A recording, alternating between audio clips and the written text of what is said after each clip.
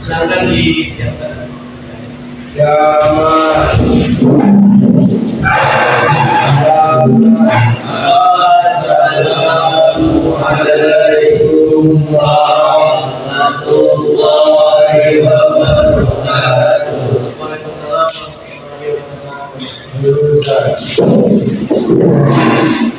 warahmatullahi wabarakatuh. Bismillahirrahmanirrahim. Assalamualaikum warahmatullahi wabarakatuh. Selamat sore semuanya. Absen dulu ya. Sore.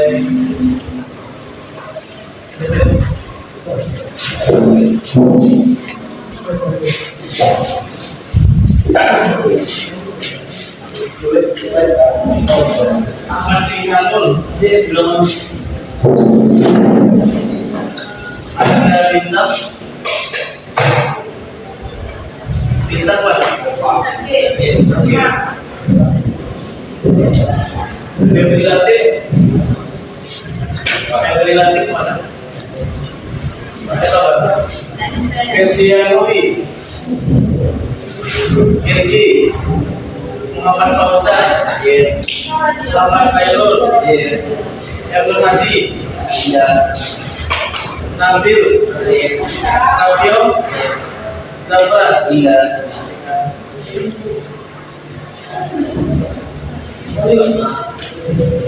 Oke, terus ya.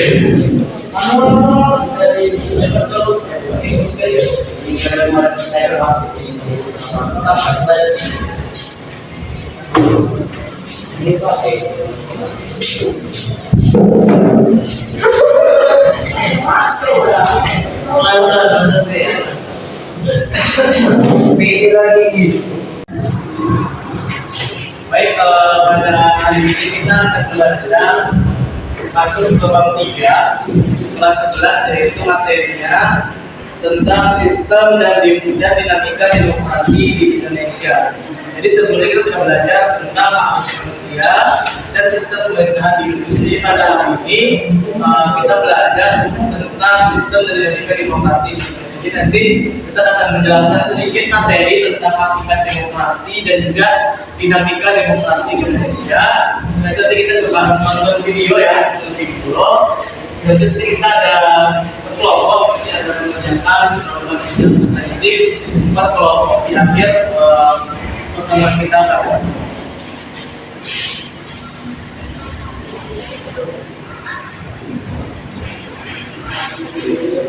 Oke. Lihat ini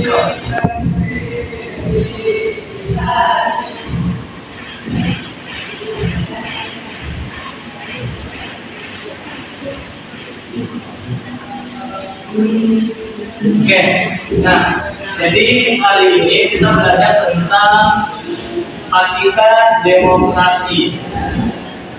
Nah jadi makna kata demokrasi ini berasal dari bahasa Yunani. Nah, diambil dari kata demokratia yang berarti pemerintahan rakyat. Demokrasi ini sendiri terdiri dari dua kata, yaitu demos yang mempunyai arti rakyat dan kratos yang mempunyai arti pemerintahan. Nah, jadi demokrasi ini itu berasal dari bahasa Yunani. Itu terdiri dari demos dan kratos.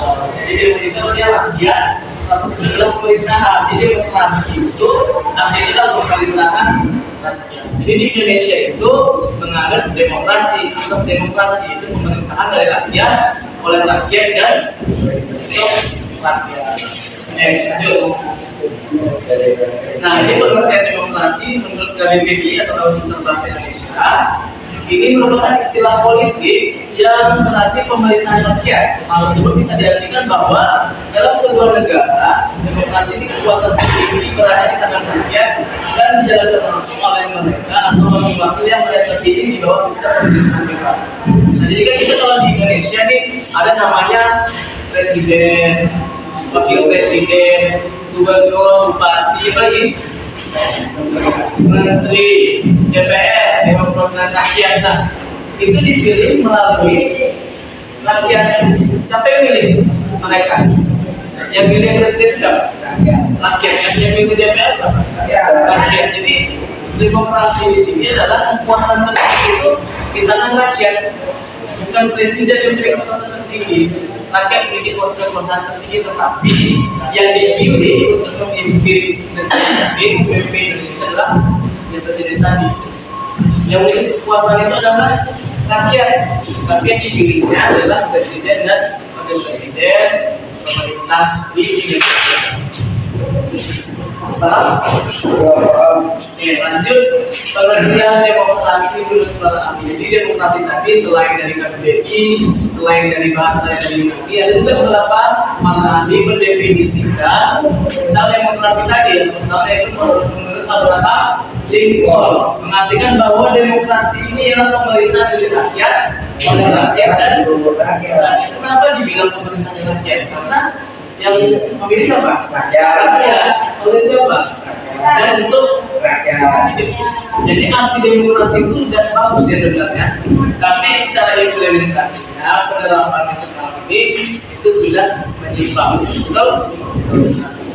Lalu menurut Aristoteles, mengumumkan bahwa demokrasi itu suatu kebebasan atau prinsip demokrasi karena hanya melalui kebebasan setiap warga negara bisa saling berbagi kekuasaan dalam negara bebas, merdeka.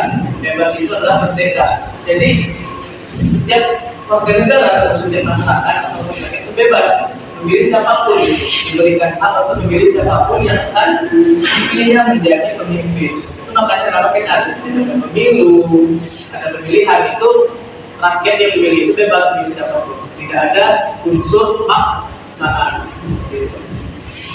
Lalu yang ketiga, menurut Kenjoro Pronoto menartikan bahwa demokrasi itu suatu sistem di mana rakyat harus ikut berpartisipasi dalam satu pemerintahan negara secara aktif. Kadang banyak nih ada pemilihan gitu kan. Kalau misalnya kalau di sekolah ada pemilihan OSIS ataupun OSIS gitu kan. Kalau misalnya kita tidak memilih, pasti kan kita merasa gitu kan. Kita memilih atau tidak pun rasanya percuma aja gitu. Tidak ada dampaknya, tidak ada feedbacknya. Tapi kita sendiri punya kewajiban, punya hak, suara kita itu terhitung gitu. Jadi jangan sampai kita tidak aktif berpartisipasi dalam pemilihan.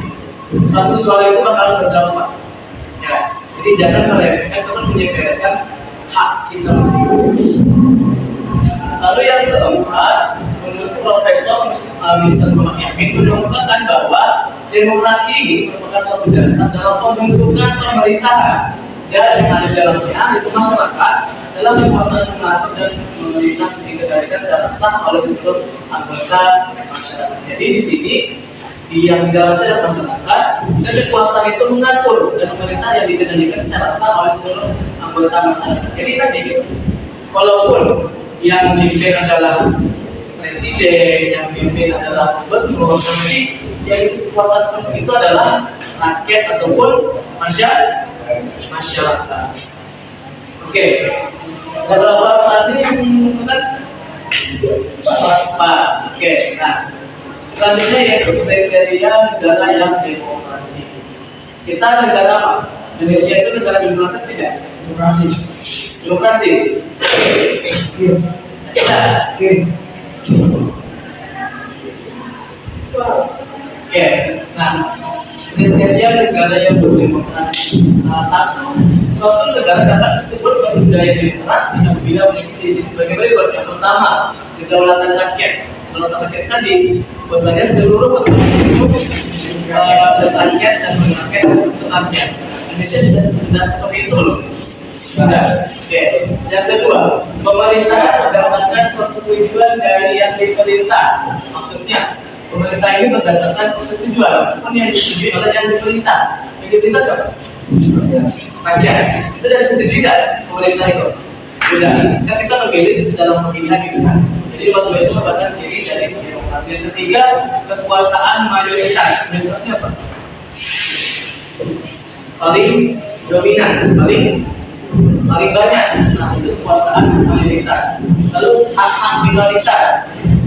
Lalu yang kelima, jaminan hak-hak asasi manusia, pemilihan yang bebas dan jujur, kesamaan di depan hukum, proses hukum yang wajar, batasan pemerintahan secara konstitusional, pluralisme sosial, ekonomi dan politik, dan nilai-nilai toleransi, pragmatisme, kerjasama dan kemudahan. Jadi seluruh kriteria tertulis di sini sudah mencakup negara Indonesia. Walaupun sebenarnya negara kita kan negara Indonesia, kalau sekarang kita dari semua TV udah masuk semua, tapi penerapannya sangat jauh ya, sangat jauh berbeda. Walaupun negara kita demokrasi, tapi hanya katanya, tapi belum tentu aslinya. Realitanya tidak jauh dari kata demokrasi. Nah, pernah dengar kata bias politika? Belum. Bias politika ini, nah, adalah suatu teori yang ditemukan oleh Montesquieu yang akan membagi kekuasaan pemerintahan dalam tiga jenis kekuasaan. Jadi dalam pemerintahan itu ada tiga jenis kekuasaan. Anda tahu tiga? Ada yang pernah dengar? Belum? Oke. So, yang pertama itu adalah kekuasaan legislatif. Tahu? Pernah dengar? Yang kedua kekuasaan eksekutif.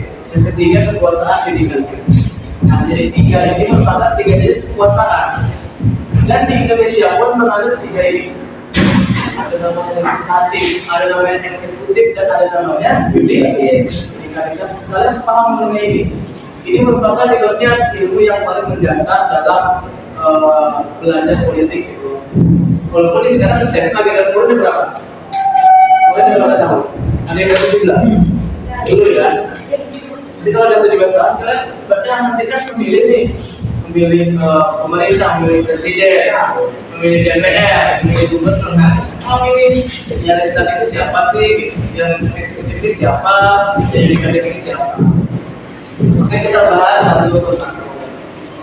Nah, jadi trias politika ini tiga: eksekutif, legislatif, dan yudikatif. Nah, eksekutif ini apa sih gitu kan?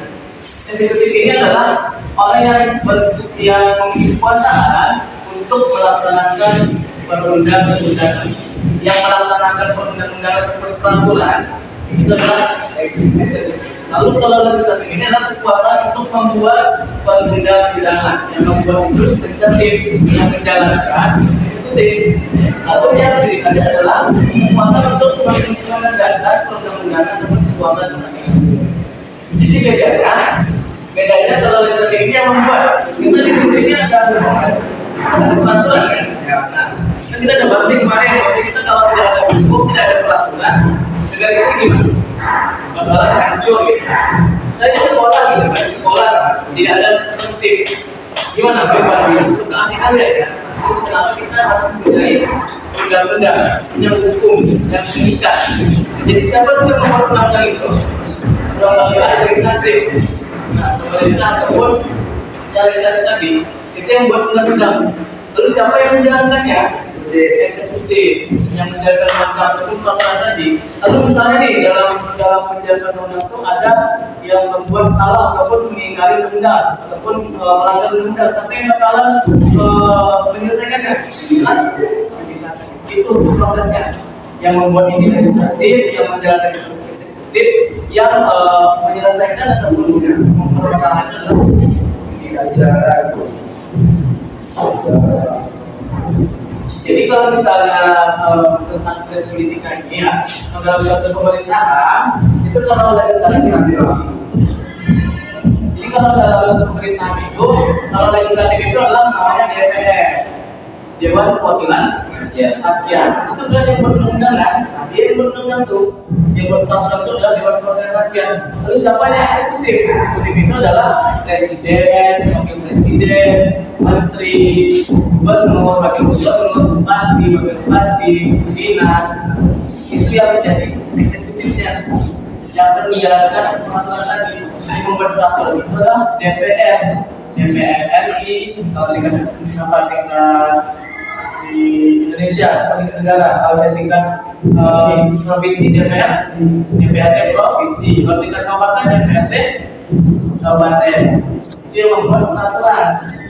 Lalu yang yudikatif itu adalah orang yang menegakkan peraturan tadi, menegakkan undang-undangan tadi, yaitu ada Mahkamah Mahkamah Konstitusi, apalagi Mahkamah Agung dan Komisi Yudisial. Pernah dengar itu? Belum. Nah, jadi itu. Jadi ada tiga yang penegak hukum ya, MK, MA dan KY. Itu. Jadi kita harus paham. Yang membuat undang-undang ini DPR, yang menjalannya adalah Presiden, Wakil Presiden, Gubernur, Wakil Gubernur, Bupati dan Wakil Bupati dan Menteri Dinas. Lalu yang menegakkan hukum yang dibinasnya adalah ada tiga: Mahkamah Agung, Mahkamah Konstitusi dan Komisi Yudisial atau KY. Silakan ya. Bisa didukung.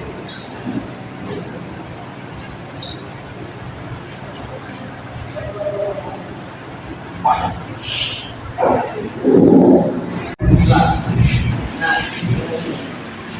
dalam penerapan demokrasi di Indonesia didasari oleh sila kerakyatan yang dipimpin oleh hikmat kebijaksanaan dalam apa?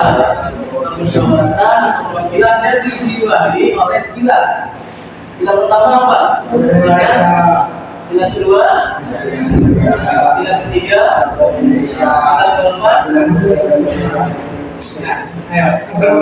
Sila keempat itu adalah kerakyatan.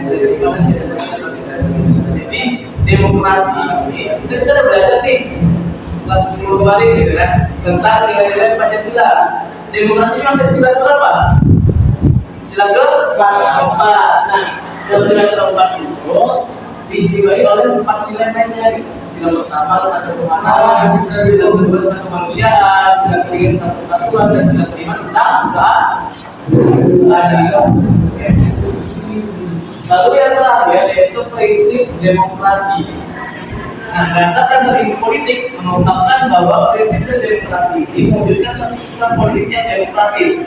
Adapun prinsip-prinsipnya yaitu yang pertama, menyelesaikan perselisihan dengan damai dan cara menemukan. Jadi tujuan adanya demokrasi ini apa ya? Tadi kan udah tahu Indonesia ini mengatur asas demokrasi katanya. Tapi apa sih tujuannya kita demokrasi? Yang pertama untuk apa? Itu apa yang pertama? Untuk menyelesaikan perselisihan dengan damai dan cara itu tujuan dari demokrasi. Lalu yang kedua untuk kewarganegaraan. Yang ketiga untuk Menjamin segala pembelaan secara damai dan berkelanjutan.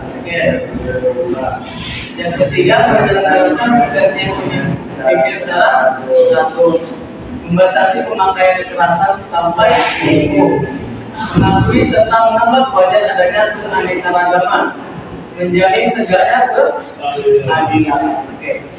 Jadi itu merupakan prinsip ataupun tujuan kenapa harus ada demokrasi tadi.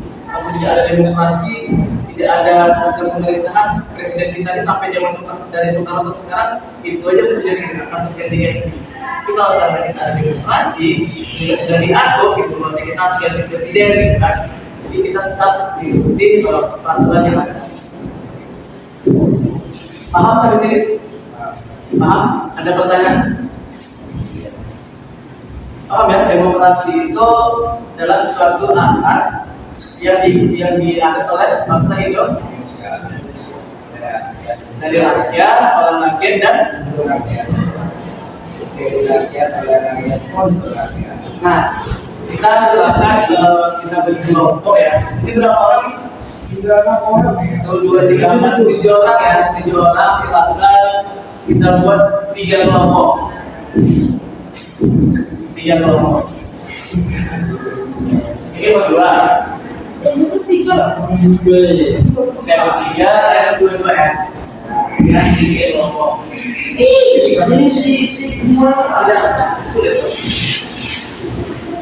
Jadi ada KPD ataupun menyaksikan ide dari setiap kelompok silakan diisi.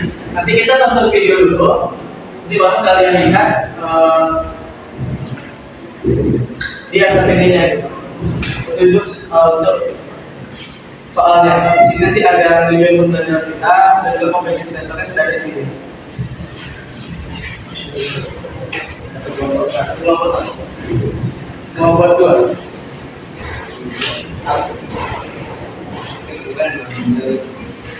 Coba dibaca dulu. Silakan dibaca.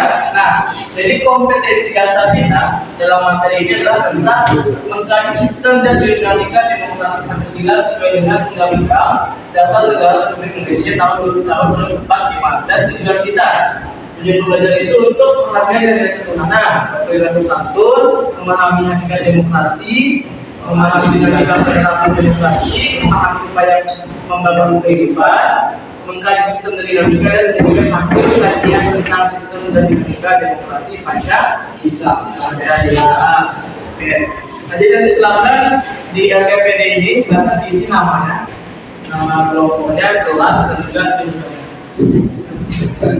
Nah, prosedur kegiatan. Yang pertama itu kegiatan demokrasi untuk semua. Silakan kalian lihat gambar di atas. Itu ada gambar apa tuh? Gambar apa? Belasan. Oke.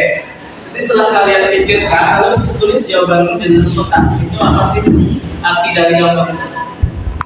Lalu yang kedua tentang diskusi kelompok. Yang pertama itu diskusikan dengan teman sekelompokmu pengertian demokrasi menurut beberapa arti dan tuliskan kesimpulannya.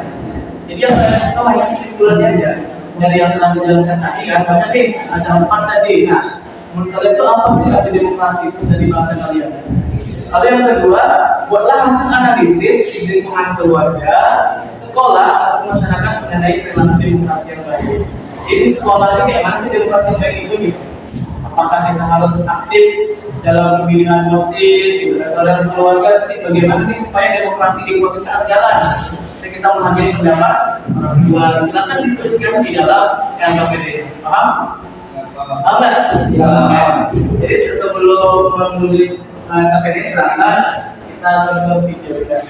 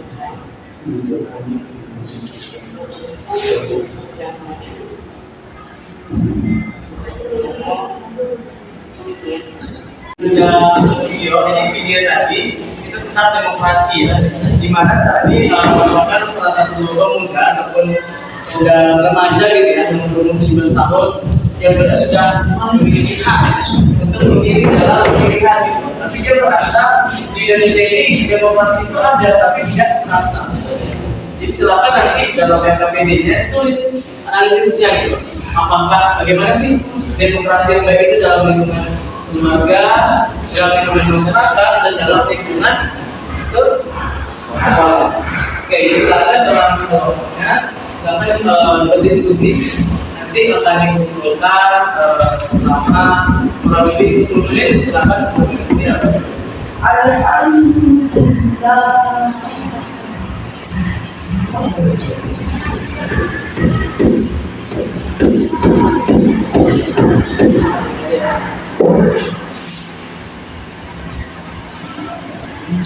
Dari mana itu?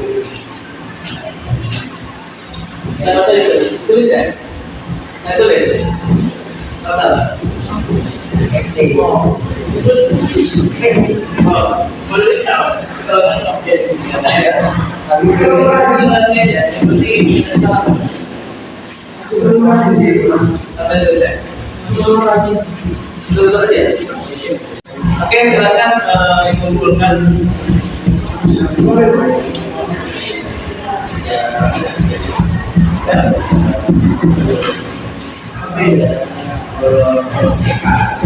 Oke, karena waktunya sudah habis, jadi nanti ada PDI kita bahas ke depan.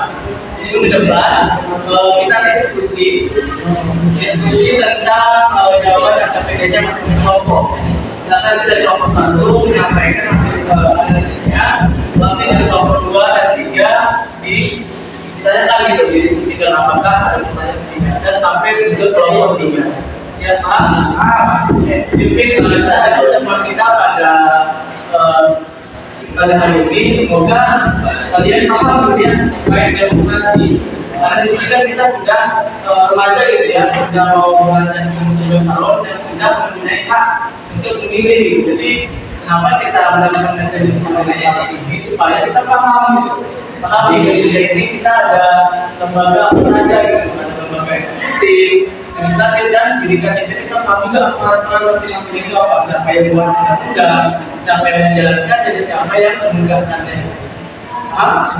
Bisa dimengerti? Bisa. Nah, sampai sini ada pertanyaan? Bisa. Betul? Oke, mungkin kita tutup ya. Maaf apabila ada kesalahan. Wassalamualaikum warahmatullahi wabarakatuh.